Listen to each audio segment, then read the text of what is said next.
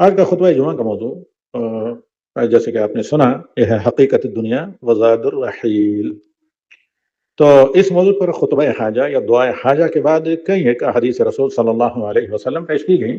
جن میں سب سے پہلے یہ تھا کہ اللہ کے بندو، اللہ کا تقوی اپناؤ، پرہیزگار بن جاؤ۔ پرہیزگار، آپ جانتے ہیں کسی بیمار کو کوئی اگر طبیب ڈاکٹر کہے کہ پرہیزگاری کریں، دوائیں کم لیں، تو کیا ہے کہ یعنی ہر وہ چیز جو آپ کے جسم کے لیے غذا یا دوا نقصان دہ ہے اس کو چھوڑ دیں، وہی کام کریں جو آپ کی صحت کے لیے نفع بخش ہے۔ اور جب اللہ تعالیٰ قرآن کریم میں کہتا ہے یا ایھا الذین آمنوا اتقوا اللہ حق تقاتہ، یا دیگر تقوی سے متعلق آیات، اور تقوی کو جہاں اللہ تعالیٰ نے فرض کیا حکم دے کر، تو وہاں اللہ کا مقصود جہاں یہ تو ہوتا ہی ہے، کیونکہ ضروریات دین میں سے انسان کا اپنی صحت جسم کی حفاظت کرنا، لیکن قرآن و حدیث میں یا تقوی کا حکم ہے تو وہاں اللہ تعالیٰ کا حکم یہ ہوتا ہے کہ ہر اس کام سے بچیں جو آپ کے ایمان کی صحت کے لیے ضرر رساں اور نقصان دہ ہے، اور ہر وہ عمل کریں جو آپ کے ایمان کی صحت کے لیے ضروری اور جو آپ کے ایمان کو ریچارج کرتے کرتے اتنا مضبوط کرتا رہے کہ پھر اس پر شیطانی اثر نہ ہو، یا روز افزوں ڈے ٹو ڈے کمزور ہوتا رہے۔ تو ایمان جتنا مضبوط اتنا ہی شیطان کمزور، اور جتنا ایمان کمزور اتنا ہی شیطان قوی ہوتا رہتا ہے، اور ایمان ایک جیسا نہیں رہتا۔ میں ہوں گے آپ، ہر ایک کا ایمان نشیب و فراز کا شکار ہوتا رہتا ہے، جس کا علاج استغفار اور آج کے خطبے میں آپ نے سنا کہ نبی صلی اللہ علیہ وسلم نے ایک موقع پر کہا کہ اے لوگو، تم سچے دل سے توبہ کیا کرو، کیونکہ ایک دن میں 70 سے زیادہ دفعہ توبہ کرتا ہوں۔ دیگر بار روایات میں کہ ہم نبی صلی اللہ علیہ وسلم کو استغفار کرتے ہوئے ایک ایک مجلس میں 100 سے زیادہ دفعہ سنتے تھے، ربنا اغفر لنا ورحمنا وانت خیر الراحمین، اور اس کے رب اغفر وارحم وتب علیہ انک انت التواب الرحیم۔ یہ وہ چھوٹے چھوٹے اوراد استغفار ہیں جو نبی صلی اللہ علیہ وسلم کا ورد رہا کرتے تھے۔ تو آتے ہیں خطبے کی طرف۔ تو اللہ رب العالمین کا فرمان ہے اعلموا، مطلب اچھے طریقے سے یاد کر لو، اچھے طریقے سے جان لو، جان لیجئے، اور معلوم ہو آپ کو، واضح ہو کہ انما الحیات الدنیا لعب و لہو وزینۃ و تفاخر، یہ دنیا کی زندگی، اس کا جو تمام ٹھاٹ باٹ ہے، دنیا فانی، یہ کیا ہے؟ ایک کھیل کود سے زیادہ کچھ نہیں، چند روز کی چاندنی، اور آپس میں ایک دوسرے پر فخر کرنا، اور آپس میں جو تم ایک دوسرے پر فخر کرتے ہو، ایک دوسرے کا مقابلہ کرتے ہو دنیا میں آگے جانے کے لیے، دنیاوی ٹاٹ پھاٹ وغیرہ میں آگے جانے کے لیے، آگے اللہ رب العالمین کہتا ہے وَمَا الْحَيَاةُ الدُّنْيَا إِلَّا مَتَاعُ الْغُرُورِ، یہ دنیا سوائے کھیل تماشے اور دھوکے کے کچھ نہیں۔ کتنی لمبی زندگی بھی دنیا کے اندر کیوں نہ گزار لی جائے، تب بھی آدمی کو ایسے لگتا ہے جیسے ایک دروازے سے کہیں میں انٹر ہوا تھا اور دوسرے سے نکل گیا، بہت ہلکی سی خواب کی طرح یاد اس دنیاوی زندگی کی کچھ نہ کچھ رہتا ہے۔ تو یہ دنیا دار و ممر ہے، دار و مقر، ممر کس کو کہتے ہیں؟ دہلیز کو، گزرگاہ۔ دنیا صرف ایک گزرگاہ ہے، روحیں اللہ کے پاس آئیں اس دنیاوی مٹی سے پیدا ہونے والی جسم کے لیے، جسم کے اندر ایک مقررہ وقت تک ہیں، پھر اس جسم کو اسی مٹی میں ملا کر یہ روحیں جہاں سے آئی وہاں چلی جاتی ہیں، اور روحیں جیسے کہ صحیح احادیث سے ثابت ہے فنا نہیں ہوں گی۔ تو ان 7 چیزوں میں سے ہیں جو فنا نہیں ہوگی اللہ تعالیٰ کی مخلوقات میں سے، ان میں سے ایک انسانی روحیں بھی ہیں۔ تو یہ دار مقرر نہیں ہے، ہمیشہ رہنے کی جگہ نہیں، دار قرار کیا ہے؟ جنت ہے اور آخرت ہے، اور دنیا کیا ہے؟ دار ممر، یہ ایک گزرگاہ ہے، اس سے زیادہ کچھ بھی نہیں۔ آدمی کا اس دنیا کا اثاثہ اور زاد سفر کیا ساتھ رہتا ہے؟ جی، عمل صالح۔ صرف آدمی کے حسنات ہیں، اچھائیاں ہیں، صالح عمل ہے، جو اس گزرگاہ میں آدمی نے جو کچھ کما لیا، چل تیز رفتاری سے گزرتے گزرتے جو اکٹھا کر لیا، جو ذات لے لیا، اس کے بعد کیا ہے؟ آخرت میں آدمی جو دنیا میں چالاک اور نشیط اور مستعد رہا وہ خوش ہوگا، اور جو غافل رہے وہ غم زدہ۔ امام بخاری رحمہ اللہ اپنے صحیح میں عبداللہ ابن عمر رضی اللہ تعالی عنہما کی حدیث سے روایت کرتے ہیں کہ نبی صلی اللہ علیہ وسلم نے فرمایا کن فی الدنیا کانک غریب عابر سبیل، دنیا میں تم اس طریقے سے بالکل مستعد ہو کر زندگی گزارو کہ جس طرح تم کوئی ایک مسافر ہو، اور صرف یہ ایک راستہ ہے، جیسے ممر ہے، یہ ایک گزرگاہ ہے، ایک پل ہے، جس سے آپ کے گزر کر منزل مقصود تک پہنچنا ہے. آپ کو صرف ایک راہ گزر ہے اور ایک آپ کیا ہیں کہ سرے راہ چلتے چلتے یہاں سے گزر رہے ہیں اور اصل مقصد جنت ہے. فَكَأَنَّكَ مُسَافِرٌ لَا يَسْتَقِرُّ، جس طریقے سے بھائی مسافر اتنا ہی سامان لیتا ہے جتنی اس کی ضرورت ہو یا جتنا اس کے لیے الاؤ ہو. جتنا مسافر ہوں آج کل لوگ کثرت سے سفر کرتے ہیں اور سب سے بڑا مسئلہ لیگیج اور سامان کا ہوتا ہے. تو جس طرح ایک مسافر ہر اس سامان سے اپنے آپ کو ہلکا کرتا ہے جو اس کے لیے غیر ضروری ہے، وہی لیتا ہے جو انتہائی ضروری ہے، اور وہی لیتا ہے جو اس کے لیے الاؤ ہے تاکہ کسی مرحلے پر رکاوٹ نہ ہو. اسی طرح آخرت ہے. تو دنیا میں آدمی جس قدر گزرگاہ مسافر کو جتنی ضرورت ہے اتنی دنیا جو آپ کے لیے ضروری ہے آخرت تک پہنچنے کے لیے، منزل مقصود تک پہنچنے کے لیے، اتنا آپ کے لیے دنیا الاؤ ہے. الحمدللہ جتنی الاؤ ہے اتنے لیں. جن جن چیزوں سے منع کیا گیا کہ اس سفر میں فلاں چیز آپ کے لیے پروہیبٹڈ ہے، ساتھ لینا الاؤ نہیں ہے. کسی نہ کسی پوائنٹ پر آپ کو یہ ہیڈ ایک درد سر بنے گی یا رکاوٹ کا سبب بنے گی یا آپ کو مشقت میں ڈالیں گی، اور اس کے بغیر بھی آپ کا کام اچھے طریقے سے چل سکتا ہے. تو ان تمام چیزوں سے آدمی دنیا میں اپنے آپ کو بچائے یا جو اس کے سامان متعلقات سفر میں ضروری نہیں ہے. اللہ تعالیٰ فرماتا ہے ہاں اللہ تعالیٰ کا فرمان ہے، ایک مستقل ایک صورت اللہ تعالیٰ نے نازل کی، یا الہاکم التکاثر، تمہیں جو چیز آخرت سے، جنت سے، قبر سے، محشر سے، پلسرات سے غافل کر دیتی ہے، یا اللہ کی یاد سے جو چیز غافل کر دیتی ہے وہ ہے لالچ، طمع. ہر چیز میں ضرورت بھر ہونے کے باوجود اور زیادہ ہونا چاہیے، اور زیادہ ہونا چاہیے. الہاکم التکاثر، زیادہ جمع کرنے کی لالچ نے تمہیں آخرت سے غافل کر کے رکھا ہے، یہاں تک کہ تم موت کے منہ میں پہنچ گئے. ایک تفسیر یہ بھی مستند تفسیر ہے، حتی زرتم المقابر، یہاں تک کہ موت آ گئی تب تک تم جمع ہی کرنے میں لگے رہے، اس سے استفادہ بھی نہیں کر سکے، بلکہ اپنے آنے والوں کے لیے بھی جمع کرتے رہے، پتہ نہیں ان کے بھی نصیب ہوا یا ہوگا یا نہیں ہوگا. ایک اس کا سبب نزول ہے کہ جب آیات یہ نازل ہوئی مکہ میں تو عربوں کی عادت تھی تکبر اور فخر و مباحات، مختلف چیزوں میں زیادہ تعداد پر وہ لوگ فخر کرتے تھے اور مال پر. کہا کہ یہاں تک کہ تم قبریں بھی جا کر گننے لگے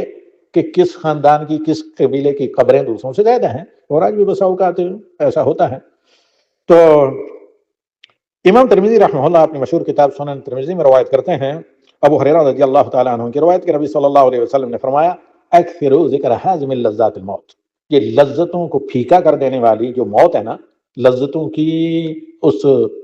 لذت اور لطف کو بالکل پھیکا کرنے والی، توڑنے والی موت، اس کو زیادہ یاد کیا کرو، قبروں کی زیارت کیا کرو، زیادہ یاد کیا کرو، کیونکہ فَإِنَّهُ يُقَصِّرُ الْعَمَلِ، پھر آدمی کو جو آخرت کو بھلا کر دنیاوی زندگی میں آدمی پھنسا رہتا ہے، یہ اس غیر معقول انسان کی لمبی امید کو محدود لمیٹڈ کر دیتی ہے، اور غافل دل کو ہوشیار کر دیتی ہے، بیدار کر دیتی ہے سوئے دل کو. وَيُحَمِّلُ عَلَى الْعَمَلِ، اور یہ چیز قیامت کو، قبر کو، موت کو یاد کرنا آدمی کو عمل پر ابھارتی ہے، عمل پر اکساتی ہے. اللہ تعالیٰ فرماتا ہے کُلُّ نَفْسٍ ذائقۃ الموت، ہر جاندار کو موت کا ذائقہ چکھنا ہے، اور لہذا موت سے کسی کو نجات نہیں ملے گی، اور نہ موت مال کے ذریعے، رشوت کے ذریعے، دولت کے ذریعے، عہدے کے ذریعے، طاقت کے ذریعے، کسی بھی طریقے سے آپ موت سے مہلت نہیں لے سکتے یا نہ موت کو روک سکتے ہیں، بلکہ ایک یہ مقررہ وقت ہے جو آ کر رہے گا. جیسے امام صاحب نے کہا کہ موت یہ وہ چیز نہیں کہ باقاعدہ آپ کے پاس ایک پیشگی وارننگ لیٹر آئے، اطلاع آئے کہ پیر کے دن ذی الحجہ کے فلاں تاریخ کو اتنے بج کر اتنے وقت پر آپ کی موت کسی گاڑی کے ہاتھ سے یا کہیں آتے جاتے، کہیں اچانک یا فوری کسی بیماری کا سبب ہوگی. ایسا کچھ نہیں، کسی بھی وقت بلا اطلاع کی موت آ سکتی ہے. یہاں تک کہ انبیاء اور بادشاہوں سے موت نے کبھی اجازت نہیں مانگی. حضرت داؤد کا قصہ مشہور ہے قرآن کریم میں، جیسے کہ علماء تفسیر نے ذکر کیا ہے. تو موت اچانک آتی ہے، تو استعداد للموت، موت کے لیے تیار رہنا تقویٰ کے 5 پوائنٹ میں سے ایک ہے. والاستعداد لیوم الرحیل، تو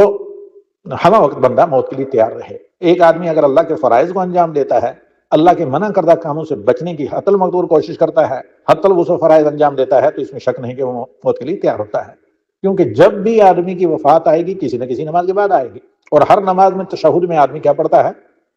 کلمہ شہادت. لہذا اگر کوئی چاہتا ہے کہ اس کی آخری کلام دنیا پر کلمہ شہادت ہو تو 5 وقتہ نمازوں کی پابندی کریں، راستہ بہت اللہ تعالیٰ آسان کر دیتا ہے، اور محرمات سے بچے. امام بخاری اور مسلم دونوں نے متفق علیہ جس حدیث کو کہتے ہیں اپنے صحیحوں میں روایت کیا ہے. عبداللہ بن مسعود رضی اللہ تعالیٰ عنہ کی حدیث کے رسول صلی اللہ علیہ وسلم نے فرمایا ان احدکم یجمع ہاں یجمع خلقہ فی بطن امہ 40 یوما، کہ پہلے جب جوہر حیات یا نطفہ ماں کے رحم میں تم میں سے کسی کا، نبی صلی اللہ علیہ وسلم فرماتے رہتا ہے، تو وہ 40 دن تک کیا رہتا ہے، وہ ایک لوتھڑے کی شکل اختیار کرتا ہے۔ اور پھر اس کے بعد اللہ کے نبی صلی اللہ علیہ وسلم لمبی حدیث بیان کرتے ہوئے کہتے ہیں کہ ثم یختم له بعملی، پھر یعنی لمبی حدیث ہے جس میں یہ ہے کہ اس مرحلے پر آتی ہے، پھر اس کا نام ہے اعمال، باقاعدہ فرشتہ ایک بھیجا جاتا ہے، وہ لکھتا ہے۔ تو اب دنیا میں اگر کسی کی نیت ٹھیک ہے، حتی المقدور خلوص نیت سے وہ صحیح عمل کرتا ہے، تو اس کا خاتمہ بالخیر ہوتا ہے۔ آخر میں نبی صلی اللہ علیہ وسلم فرماتے ہیں ثم یختم له بعمله فالسعید من ختم له بخیر، نیک بخت وہ ہے جس کا خاتمہ آخر میں اچھے کام پر ہوا ہو، والشقی من ختم له بشر، اور گناہ گار وہ ہے کہ ساری زندگی بھی اگر اچھائی میں گزرے لیکن جس کا خاتمہ برا ہو۔ تو لہذا حسن الختام، اچھے خاتمے کی دعا کرنی چاہیے۔ امام ترمذی شداد بن اوس رضی اللہ تعالی عنہ کی حدیث کو روایت کرتے ہیں نبی صلی اللہ علیہ وسلم سے کہ القیس من دان نفسه وعمل لما بعد الموت، چالاک وہ ہے کہ جس نے اپنا محاسبہ کیا، اکاؤنٹیبلٹی جس نے کی، محاسبہ کیا اور موت کے بعد کے لیے عمل کیے اور اس کی تیاری کی۔ والعاجز من اتبع نفسه وهواها وتمنى على الله امانی، اور عاجز اور سست وہ ہے جو اپنے ہوا خواہشات نفس کے پیچھے پڑا رہا اور صرف خیالی پلاؤ پکاتا رہا، یہ صرف تمنا آرزو کرتا رہا کہ اللہ مجھے ایسے کرے، اللہ مجھے اس طرح کرے، جنت سے بچائے، لیکن اس کے لیے عمل ضروری ہے۔ ایک آدمی صرف تمنا کرتا رہے خالی پلاؤ کی، تو اسے ہرگز نہیں ملے گا بیٹھے بیٹھے، اس کے لیے کچھ ہارڈ اسٹرگل کرنی پڑے گی۔ اور علماء سلف کہا کرتے تھے کہ ان دنیا قد ارتحلت مدبرتن وان الاخرہ قد ارتحلت مقبلتن، دنیا بھاگ رہی ہے، یعنی پیچھے چھوڑ، وہ آپ کے ہاتھ سے دن بدن جا رہی ہے، ایک ایک دن آپ کے جسم کا اس شمع کی طرف پگھل رہا ہے آپ کی عمر کا۔ تو دنیا جا رہی ہے، آخرت آ رہی ہے، اور ہر ایک کے چاہنے والے ہیں، کچھ آخرت کے چاہنے والے ہیں، کچھ دنیا کے چاہنے والے ہیں، ہر ایک کے فرزند ہے۔ فکون من ابناء الاخرہ ولا تکون من ابناء الدنیا، تو آخرت کے فرزند بنو، دنیا کے نہیں۔ فإن اليوم عمل ولا حساب، آج عمل ہے بلا حساب کے، کوئی آپ کا محاسبہ نہیں ہے۔ کتنا بڑا گناہ، کوئی غلطی ہو جائے، آپ نے اچھائی کی، وہ مٹ جائے گی، کور ہو جائے گی۔ اتبع السیئۃ الحسنہ تمحها وخالق الناس بخلق حسن، یہ نبوی تعلیمات ہیں کہ کہیں غلطی گناہ ہو بھی جائے تو بعد میں اچھا کام کریں گے، اس پہلے والے گناہ کو ریموو کر دے گا، مٹا دے گا۔ تو آج عمل ہے، حساب نہیں، اور کل عمل کا موت کے بعد چانس نہیں ہوگا، پھر حساب دینا پڑے گا، اس کو ریکور بھی نہیں کیا جا سکتے گا۔ اور اسی طرح بعض اہل علم کا کہنا ہے کہ ما عالج احد شیئا اشد علیہ من نفسہ، سب سے زیادہ مشکل انسان کے لیے اپنی نفس کی تربیت ہوتی ہے، نفس کو علاج کرنا۔ اگر آدمی چاہتا ہے کہ اللہ کی طاعت پر لگائے تو بہت قابو میں رکھنا پڑتا ہے، ورنہ ایک سرکش گھوڑے کی طرح سرکشی کرتا ہے انسانی نفس سے۔ وَإِن تَرَكَهَا عَلَى هَوَىٰ هَلَكَ، بار بار محنت کرنی پڑتی ہے، ورنہ نفس کی مرضی پر چھوڑ دیا جائے تو بندہ ہلاک ہو جائے۔ تو اللہ کے بندو، اللہ کا تقوی اختیار کریں۔ اور یہ تھا پہلا خطبہ۔ دوسرے خطبے میں سورہ آل عمران کی 133 سے لے کر جو آیات ہیں ان کے ذریعے یاد دہانی کرائی گئی کہ وَسَارِعُوا إِلَىٰ مَغْفِرَةٍ مِّن رَّبِّكُمْ وَجَنَّةٍ عَرْضُهَا السَّمَاوَاتُ وَالْأَرْضُ وَأُعِدَّتْ لِلْمُتَّقِينَ الَّذِينَ يُنفِقُونَ فِي السَّرَّاءِ وَالضَّرَّاءِ وَالْكَاظِمِينَ الْغَيْظَ وَالْعَافِينَ عَنِ النَّاسِ وَاللَّهُ يُحِبُّ الْمُحْسِنِينَ الَّذِينَ إِذَا فَعَلُوا فَاحِشَةً وَظَلَمُوا أَنفُسَهُم ذَكَرُوا اللَّهَ فَاسْتَغْفَرُوا لِذُنُوبِهِمْ وَمَن يَغْفِرُ الذُّنُوبَ إِلَّا اللَّهُ وَلَمْ يُصِرُّوا عَلَىٰ مَا فَعَلُوا وَهُمْ يَعْلَمُونَ۔ یہ آیات خود پڑھ لیں، صرف شروع کا حصہ امام صاحب نے پڑھا اور آپ کے سامنے حوالے کے ساتھ ہم نے ساری ذکر کر دی گئی ہیں۔ تو یہاں پر اللہ تعالیٰ ہمیں کیا حکم دیتا ہے کہ فلاح اور کامیابی چاہیے تو آپ کس چیز میں مقابلہ کریں، دنیا کے بجائے کس میں مقابلہ کریں، ایک دوسرے سے آگے بڑھنے کی کوشش کریں، پیچھے دھکیلنے کی نہیں، آگے بڑھنے کی کوشش کریں صالح اعمال میں، اللہ کی بخشش حاصل کر کے جنت کو حاصل کرنے کے لیے۔ اس کا ہمیں اللہ نے حکم دیا ہے۔ امام بخاری اپنے صحیح میں ابو ہریرہ رضی اللہ تعالی عنہ سے روایت کرتے ہیں کہ نبی صلی اللہ علیہ وسلم نے کہا انی لا استغفر اللہ فی اليوم اکثر من 70 مرہ، میں اللہ سے استغفار کرتا ہوں ایک دن میں 70 سے زیادہ۔ 70 کا لفظ یہ زیادہ کے لیے آتا ہے، مبالغہ کے لیے، یعنی بہت زیادہ میں اللہ رب العالمین سے استغفار کرتا ہوں۔ حسن بصری رحمہ اللہ کہتے ہیں یا ابن آدم انما انت ایام،